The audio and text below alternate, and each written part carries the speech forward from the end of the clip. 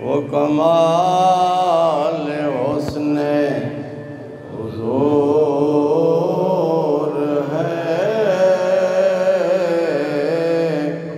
کہ گمان نفس جوان نہیں، یہی بھول غار سے دور ہے، یہی شمع ہے کہ دعا نہیں۔ صلی علی نبینا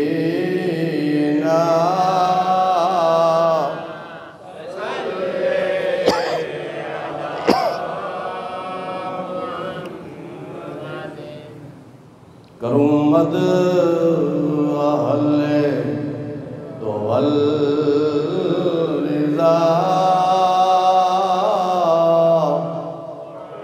بڑے اس بلا میں میری بلا، میں گدا ہوں اپنے کریم کا، میرا دین بارہنا نہیں۔ صلی علی نبینا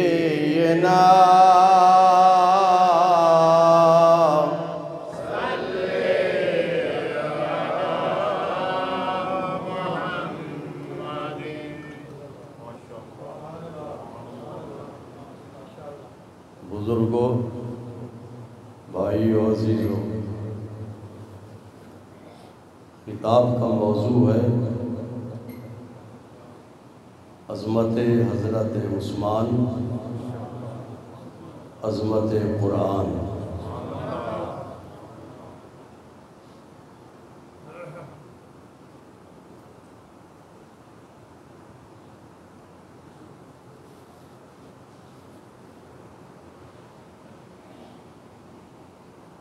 آج 18 ذی الحج ہے اور یہ تاریخ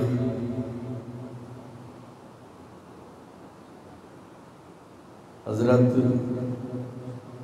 عثمان غنی رضی اللہ تعالی عنہ کی شہادت کی تاریخ ہے۔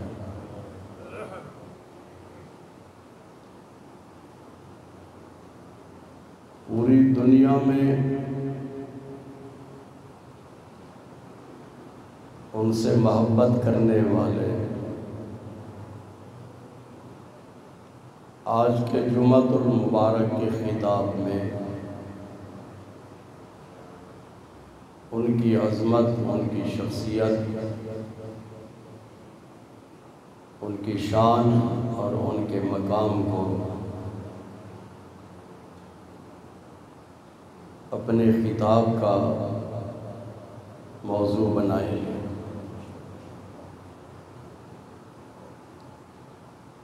حضرت عثمان غنی رضی اللہ تعالی عنہ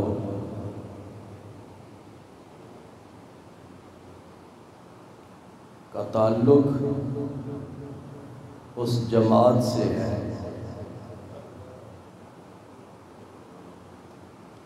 اس گروہ سے ہے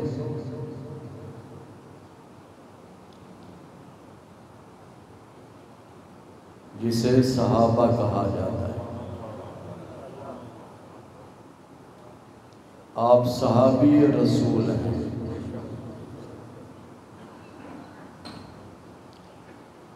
صحابی کا معنی ہے ساتھی، دوست۔ جیسے ہم اپنا کوئی ساتھی یا دوست بنا لیتے ہیں، عربی میں اس کو صاحب کہتے ہیں، صحابی بھی کہتے ہیں۔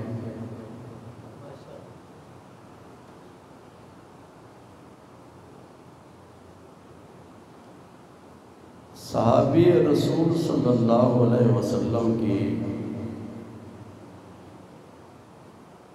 شان بیان کرتے ہوئے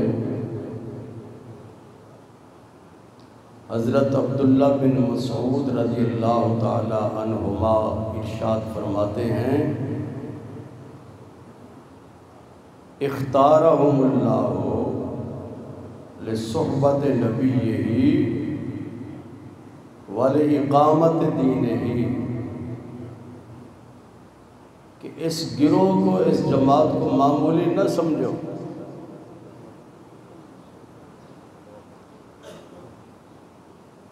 ہم اپنی سوچ کے مطابق دوست بناتے ہیں کہ نہیں بناتے؟ حضور صلی اللہ علیہ وسلم نے اپنی خواہش کے مطابق، اپنے فیصلے کے مطابق انہیں اپنا دوست نہیں بنایا، بلکہ اللہ نے ان کو حضور صلی اللہ علیہ وسلم کا دوست بنایا۔ یہ ان کی دوستی کا انتخاب حضور صلی اللہ علیہ وسلم کا انتخاب نہیں، اللہ کا انتخاب ہے۔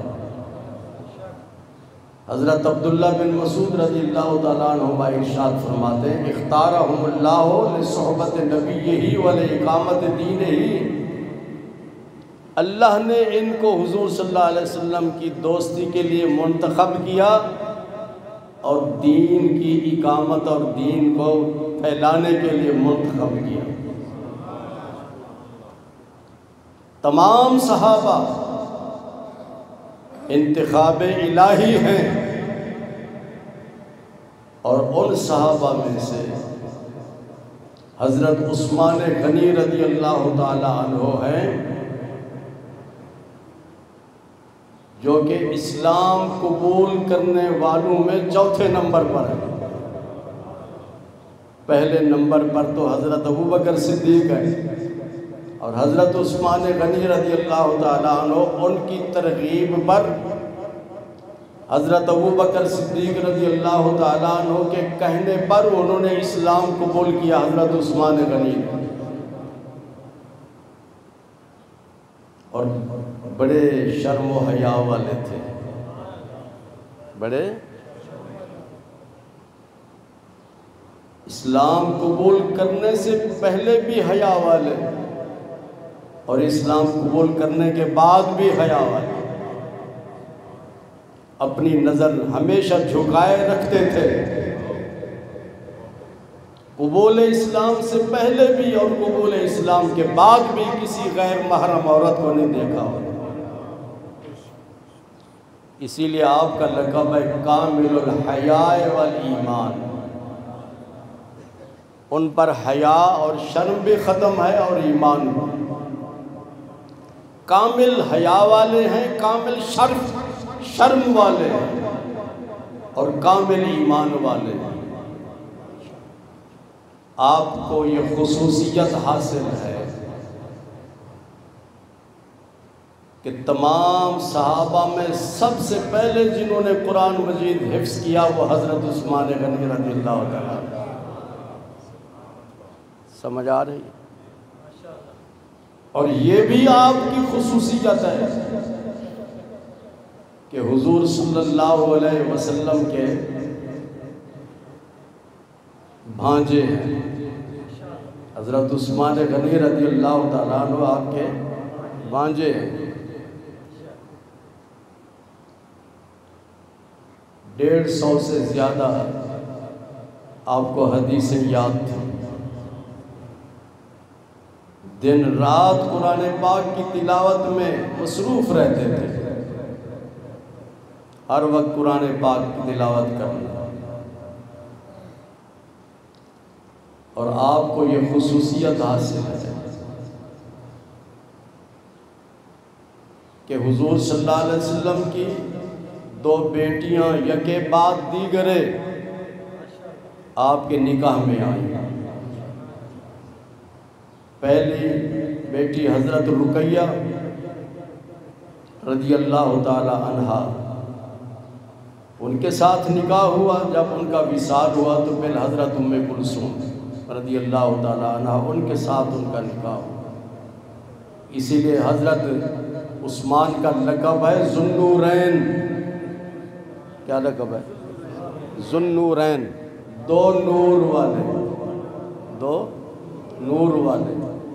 وہ دو نور کون ہیں؟ حضرت رقیہ اور حضرت ام کلثوم، حضور صلی اللہ علیہ وسلم کی صاحبزادیاں ہیں، اور اعلیٰ حضرت امام اہل سنت مولانا احمد رضا خان فاضل بریلوی رضی اللہ تعالیٰ عنہ آپ ارشاد فرماتے ہیں تیری نسل پاک میں ہے بچہ بچہ نور کا، تو ہے عین نور تیرا سب گھرانہ نور کا۔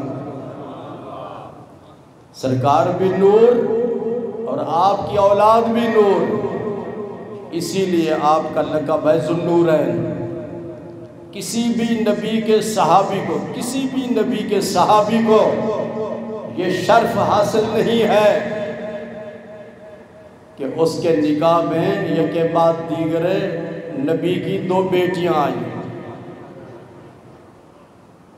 تو ذوالنورین آپ کا لقب ہے، اور آپ کو یہ بھی خصوصیت حاصل ہے کہ آپ صاحب الہجرتین ہیں۔ کچھ صحابہ ایسے ہیں جنہوں نے مکہ مکرمہ سے مدینہ منورہ ہجرت کی، یہ ایک ہجرت ہے، اور کچھ صحابہ ایسے ہیں جنہوں نے پہلے ہجرت کی مکہ سے حبشہ کی طرف اور پھر دوسری ہجرت کی مدینہ منورہ کی طرف۔ اور ان صحابہ میں سے حضرت عثمان غنی رضی اللہ تعالیٰ عنہ آپ صاحب الہجرتین ہیں۔ پہلے آپ نے مکہ سے ہجرت کی حبشہ، اور جب مکہ مکرمہ میں حالات درست ہوئے آپ پھر واپس مکہ میں آئے، پھر کچھ دنوں کے بعد پھر مکہ سے مدینہ منورہ ہجرت کر کے سرکار مدینہ صلی اللہ علیہ وسلم کے قدموں میں حاضر ہو گئے۔ صاحب الہجرتین ہیں، کامل الحیاء والایمان ہیں، ذوالنورین ہیں، اور پھر ان کو یہ شرف حاصل ہے کہ حضور صلی اللہ علیہ وسلم نے اپنا بایاں ہاتھ حضرت عثمان غنی کا ہاتھ قرار دیا۔ جب آپ مدینہ منورہ سے 1500 صحابہ کرام کے ساتھ عمرہ کرنے کے لیے روانہ ہوئے، مکہ مکرمہ سے چند میل کے فاصلے پر حدیبیہ ہے۔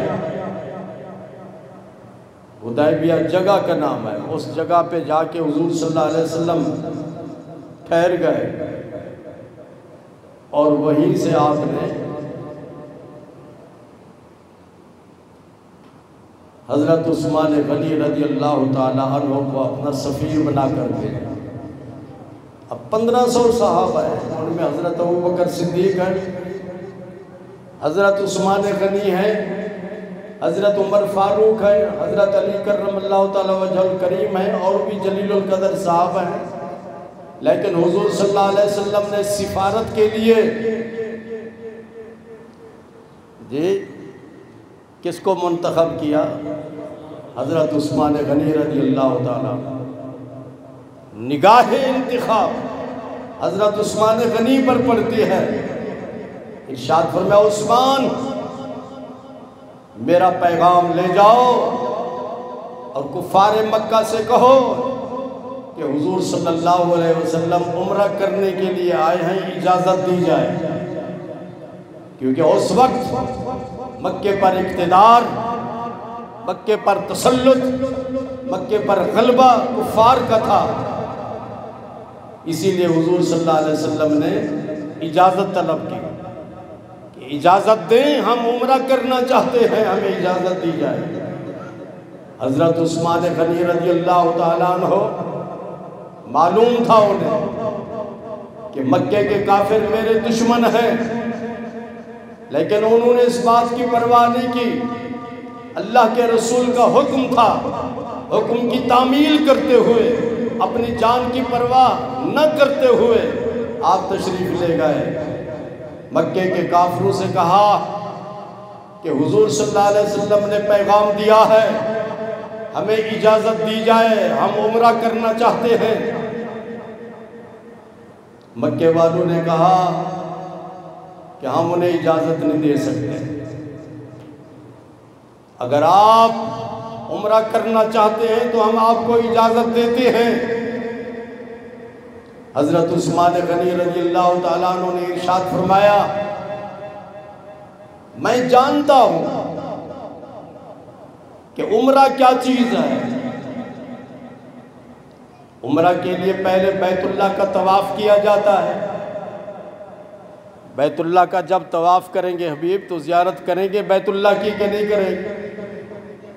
جی، طواف بیت اللہ کے بعد مقام ابراہیم پر نفل ادا کیے جاتے ہیں، اس کے بعد صفا مروہ کے بعد پھر سر ملا دیا جاتا ہے اور احرام کھول دیا جاتا ہے۔ حضرت عثمان غنی رضی اللہ تعالیٰ عنہ کو پیشکش کی جاتی ہے، عمرہ کر لو۔ کتنی بڑی سعید صاحب خوش قسمتی ہے، یہاں سے لوگ لاکھوں روپے خرچ کر کے عمرے کے لیے جاتے ہیں، لیکن پیشکش کی جاتی ہے عمرہ کر لیں۔ آپ ارشاد فرماتے ہیں مجھے پتہ ہے کہ بیت اللہ کی صرف زیارت کی جائے، طواف نہ کریں، صرف دیکھا جائے بیت اللہ کو تو یہ بھی عبادت ہے۔ کیا ہے؟ عبادت کا مطلب ثواب ملتا ہے۔ کچھ ایسے ہیں کہ جن کا دیکھنا ثواب ہے، جن کو دیکھنا ثواب ہے، بیت اللہ شریف کو دیکھنا ثواب، قرآن پاک کی زیارت کرنا ثواب، جس طرح پڑھنا ثواب ہے قرآن مجید کا، اسی طرح دیکھنا بھی ثواب۔ بیت اللہ شریف کا طواف کرنا ثواب، بیت اللہ شریف کو دیکھنا بھی ثواب۔ اور آقا کریم صلی اللہ علیہ وسلم نے ارشاد فرمایا، جو شخص محبت کی نگاہ سے اپنے والد کے چہرے کو دیکھے، محبت کی نگاہ سے، نفرت کی نگاہ سے نہیں، محبت کی نگاہ سے اگر کوئی شخص اپنے والد کے چہرے کو دیکھے تو میرے آقا ارشاد فرماتے ہیں اسے ایک حج مقبول کا ثواب ملتا ہے۔ ہم لوگ حج کرتے ہیں، ابھی حاجی صاحبان واپس آ رہے ہیں حج کر کے، لیکن کوئی معلوم نہیں کہ حج قبول ہوا یا نہیں۔ فرض تو ادا ہو جاتا ہے، فرض ادا ہو جاتا ہے، لیکن یقین نہیں کہ فرض قبول، یہ حج قبول ہوا کہ نہیں ہوا، یقین نہیں ہے۔ لیکن آقا کریم صلی اللہ علیہ وسلم نے ارشاد فرمایا، میاں جی کہ والد کے چہرے کو اگر محبت کی نگاہ سے دیکھا جائے تو حج مقبول کا ثواب ہے، حج مقبول کا ثواب ہے۔ ایک صحابی نے عرض کیا، یا رسول اللہ صلی اللہ علیہ وسلم اگر کسی نے 100 مرتبہ دیکھا، فرمایا اللہ کی بارگاہ میں ثواب کی کوئی کمی نہیں ہے، اسے 100 حج مقبول کا ثواب ملے گا۔ اور والدہ کے بارے میں ارشاد فرمایا، الجنت تحت اقدام امہاتکم، اگر تو جنتی بننا چاہتا ہے تو جنت تیری ماں کے قدموں کے نیچے۔ جی، والدہ کا ادب کر، احترام کر، خدمت کر، اللہ تجھے جنت عطا فرمائے۔ لیکن آج کل کے معاشرے میں نفسی کا عالم ہے، دنیا داری کا غلبہ ہے، حرص و ہوس کا غلبہ ہے،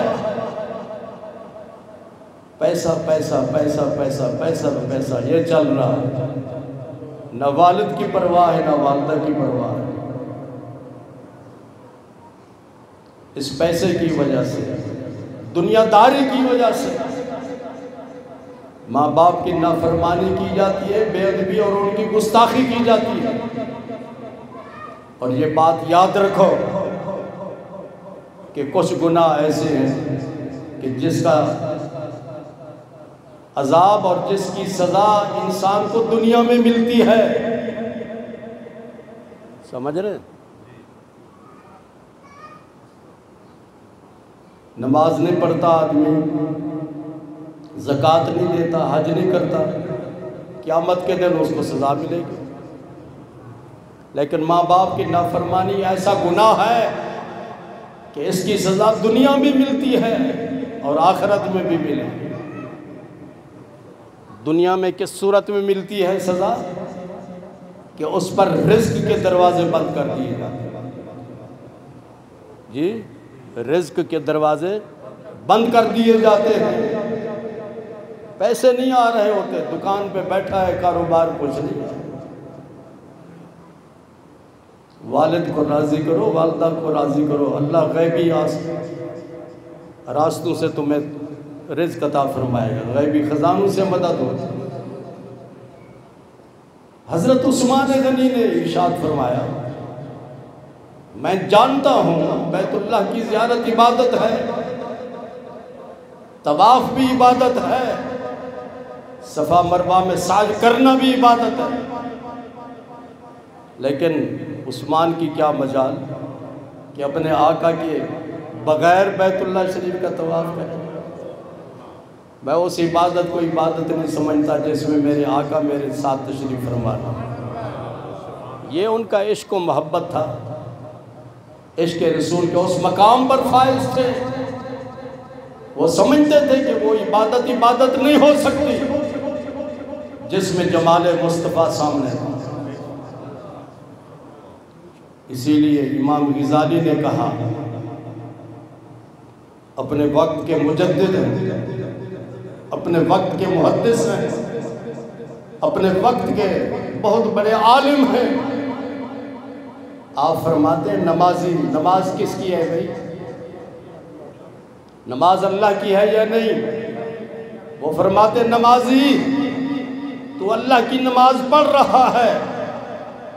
جب تو اتحیات بیٹھتا ہے تو پڑھتا ہے اتحیات للہ والصلوات والطیبات والسلام علیکہ ایھا النبی ورحمۃ اللہ وبرکاتہ.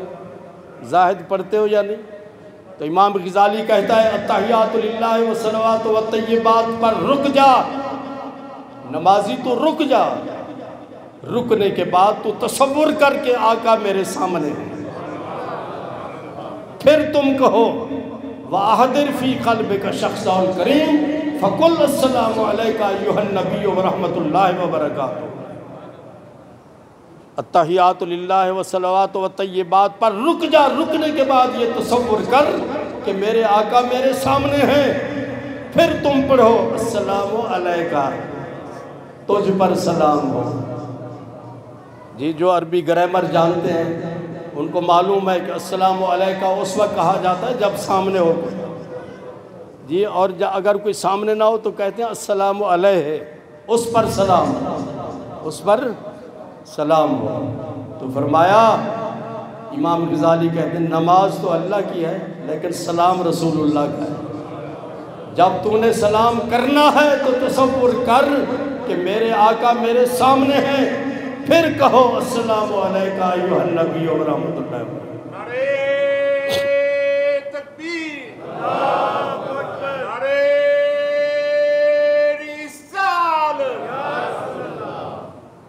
اس تصور کے ساتھ جب نماز پڑھی جائے تو نماز پڑھنے والا داتا گنج بخش بنتا ہے، نماز پڑھنے والا بابا فرید الدین گنج شکر بنتا ہے، نماز پڑھنے والا ابو بکر صدیق بنتا ہے، عمر فاروق بنتا ہے، عثمان غنی بنتا ہے، علی المرتضیٰ بنتا ہے.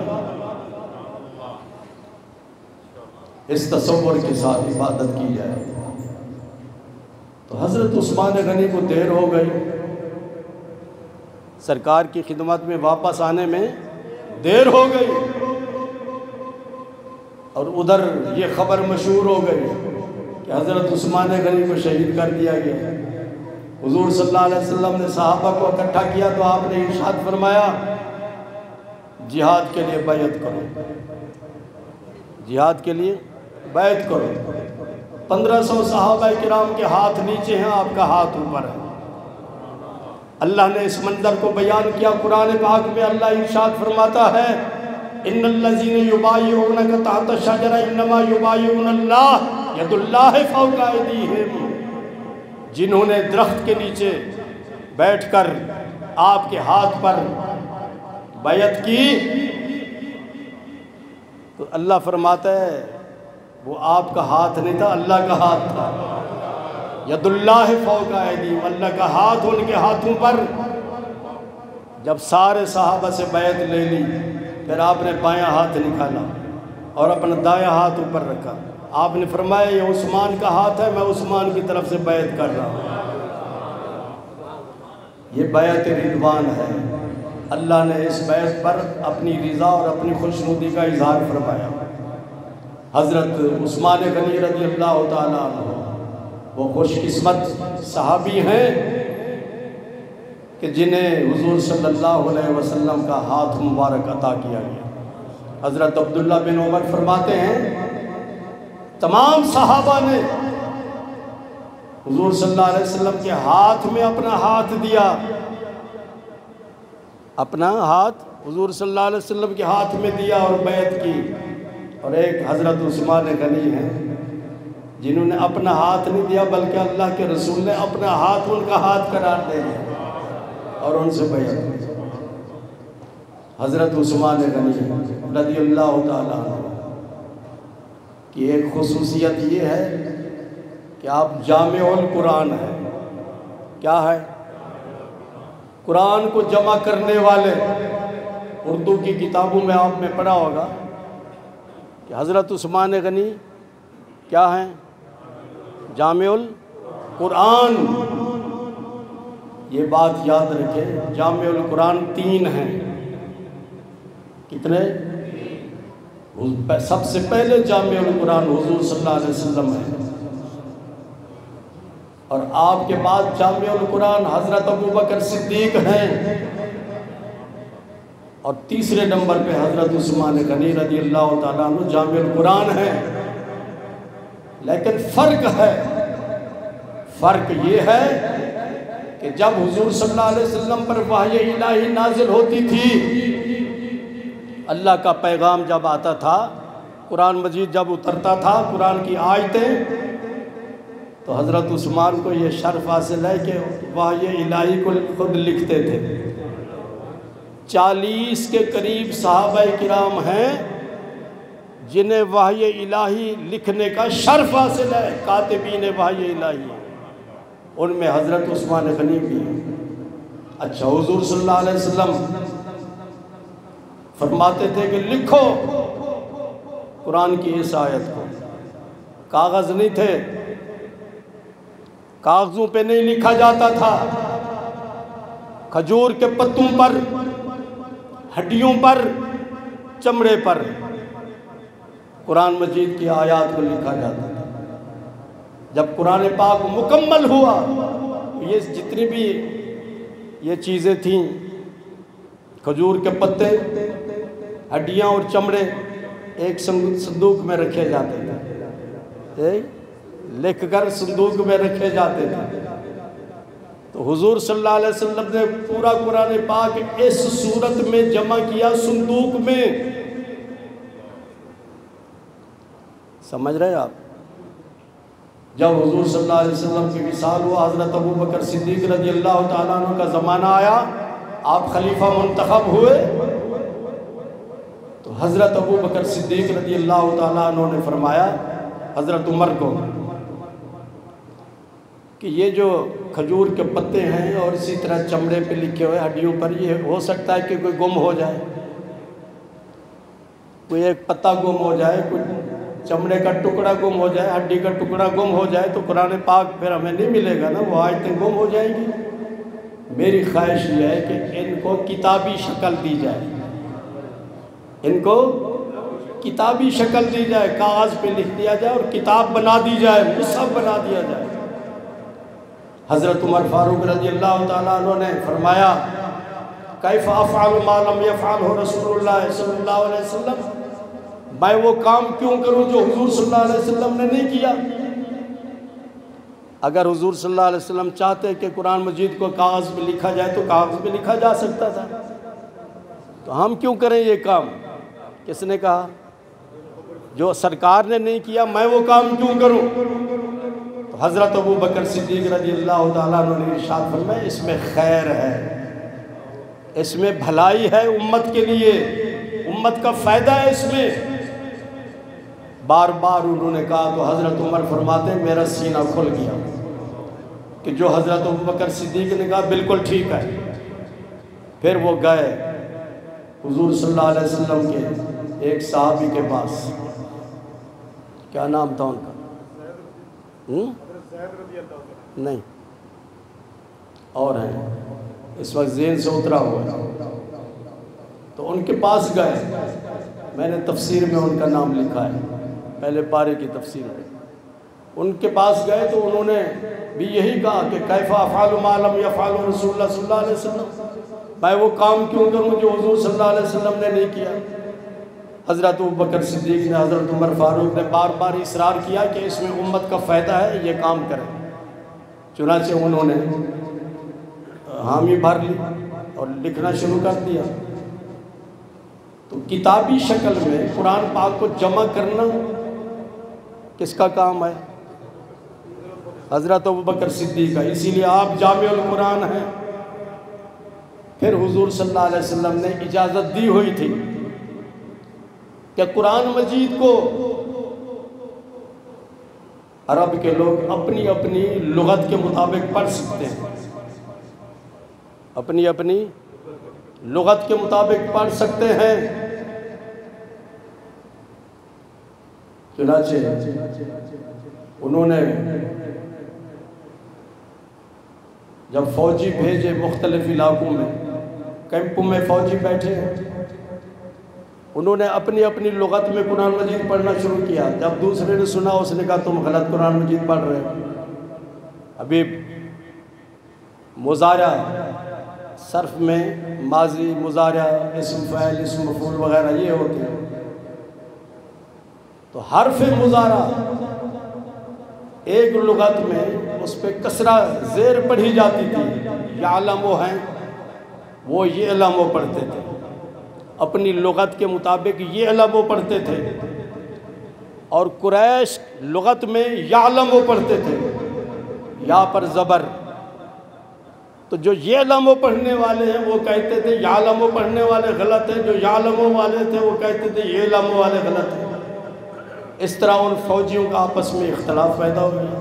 حضرت عثمان غنی رضی اللہ تعالیٰ عنہ خلیفہ وقت تھے، تو آپ نے ارشاد حکم دیا، آپ نے ارشاد فرمایا باقی تمام لغات کو چھوڑ دو، قریش کی لغت پر قرآن مجید کی تلاوت کی جائے۔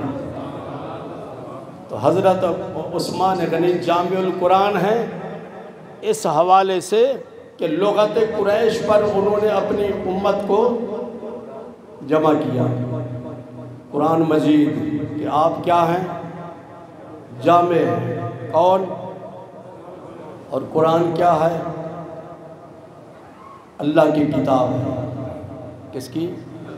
اللہ کی کتاب۔ بولیں اللہ کی، اللہ کا کلام ہے، کسی انسان کا بنایا ہوا کلام نہیں، یہ اللہ کا کلام ہے۔ کس کا؟ سب سے پہلے جس نے اس قرآن کی مخالفت کی وہ مکے والے مشرک اور کافر تھے۔ مکے والے مشرک اور کافر تھے، جنہوں نے یہ کہا تھا کہ یہ اللہ کا قول نہیں ہے، اللہ کا کلام نہیں ہے، تو انسان کا کلام ہے، تمہارا بنایا ہوا کلام ہے۔ اس کے رد میں پھر اللہ تعالیٰ نے ارشاد فرمایا اگر یہ انسان کسی انسان کا بنایا ہوا کلام ہے تو اس کا مقابلہ کرو، تمہاری زبان بھی عربی، قرآن کی زبان بھی عربی ہے، پورے قرآن مجید جیسا قرآن بنا کر لاؤ، مقابلہ نہ کر سکے۔ پھر مقابلے میں چیلنج میں نرمی کی کہ قرآن مجید کی 10 سورت جیسی صورتیں بنا کر لاؤ، یہ بھی نہ کر سکے۔ پھر اللہ نے ارشاد فرمایا وَإِن كُنتُمْ فِي رَيْبٍ مِّمَّا نَزَّلْنَا عَلَىٰ عَبْدِنَا فَأْتُوا بِسُورَةٍ مِّن مِّثْلِهِ، اگر تم پورے قرآن کا مقابلہ نہیں کر سکتے، قرآن کی 10 سورت جیسی صورتیں نہیں بنا سکتے، تو قرآن مجید کی سب سے چھوٹی سی صورت وہ سورہ کوثر ہے، اس جیسی 3 آیتوں والی کوئی عربی عبارت بنا کے لاؤ، لیکن وہ نہ بنا سکا اس کا مقابلہ، کیونکہ جو اللہ کی بنائی ہوئی چیز ہوتی ہے انسان اس کا مقابلہ نہیں کر سکتا۔ انسان ٹینک بنا سکتا ہے، مچھر اور اسی طرح ہوائی جہاز بنا سکتا ہے، لیکن مکھی اور مچھر تو نہیں بنا سکتا، چیونٹی تو نہیں بنا سکتا۔ بھائی چیونٹی چھوٹی سی چیز ہے اور بڑے بڑے ٹینک انسان بنا لیتا ہے۔ تو فرق یہ ہے کہ اللہ کی بنائی ہوئی چیز جیسی چیز انسان نہیں بنا سکتا، اور بندے کی بنائی ہوئی چیز جیسی بندہ بنا سکتا ہے۔ تو قرآن تو ایسی چیز ہے کہ اس کی سب سے مخالفت کس نے کی؟ مکے کے کفار اور مشرکین نے، اور اس کے بعد پھر یہودیوں نے، اور اس کے بعد عیسائیوں نے۔ ان خبیثوں کو یہ معلوم نہیں، آئے دن قرآن پاک کی بے حرمتی کرتے ہیں، انہیں یہ معلوم نہیں کہ یہ قرآن کیا چیز ہے۔ خبیثوں، یہ قرآن ہے جو کہتا ہے میں تمہیں پیغام دیتا ہوں کہ اللہ نے اپنا جو نبی بھیجا ہے وہ رحمت للعالمین ہے، تمہارے لیے بھی رحمت ہے، مسلمانوں کے لیے بھی رحمت ہے، یہودیوں کے لیے بھی رحمت ہے، عیسائیوں کے لیے بھی رحمت ہے۔ اور اسی قرآن نے کہا ان اللہ لا يحب المفسدین، کہ اللہ فسادیوں کو، دہشت گردوں کو پسند نہیں کرتا۔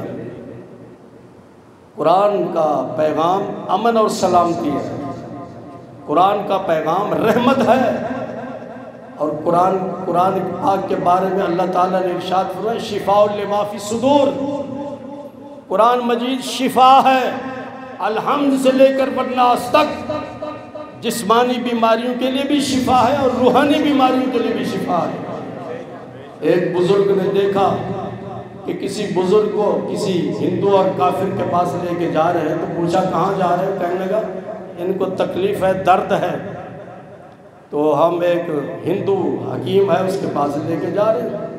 تو آپ نے ارشاد فرمایا تمہارے پاس قرآن مجید موجود ہے، اس کی آیت پڑھو درد دور ہو جائے گا۔